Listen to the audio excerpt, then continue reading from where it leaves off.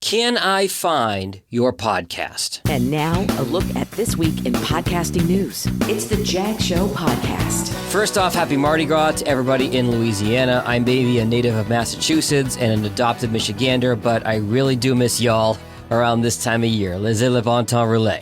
Okay, back to my main point of today's podcast. Can your podcast be found?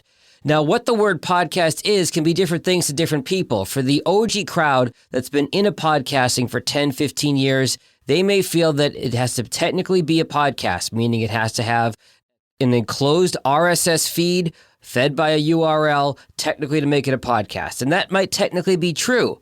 But what those folks think doesn't matter. What matters is what the consumers think is a podcast. The two big podcast apps are still Apple and Spotify. So if you tell me you've got a podcast, those are the two places that I'm going to go to first look for them. However, YouTube becoming a major third player in this realm. So while it might not technically be a podcast if it's on YouTube, people are finding podcasts and consuming podcasts on YouTube. Keep in mind, Google owns YouTube. How many times have you Googled how to do something and you get YouTube in the results? Your podcast should also be on YouTube. The bottom line is this. If you tell someone you have a podcast, they're going to look for you wherever they consume their podcast content. So if you want to be found, don't be where you want to be and what you just think is a podcast. Be where your audience can find you. Other podcasting news this week, Spotify has acquired third-party measuring services Chartable and Podsights.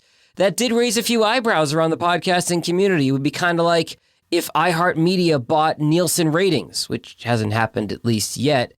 As Brian Barletta of Sounds Profitable says, grading your own homework is not third-party measurement, so keep an eye out for that.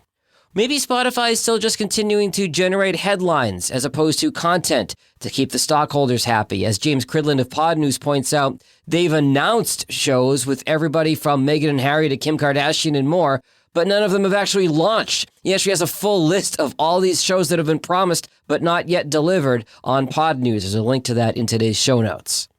And of course, the situation in Ukraine has affected the podcast world. Podcast live streaming service Restream had to relocate its staff out of Ukraine. They did make a donation to the Ukrainian Red Cross, though.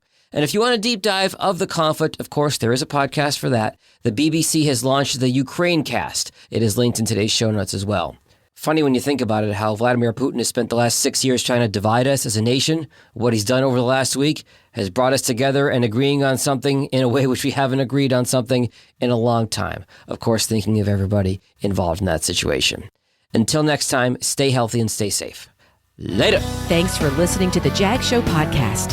For help with your podcast, find Jag on the web at jagindetroit.com.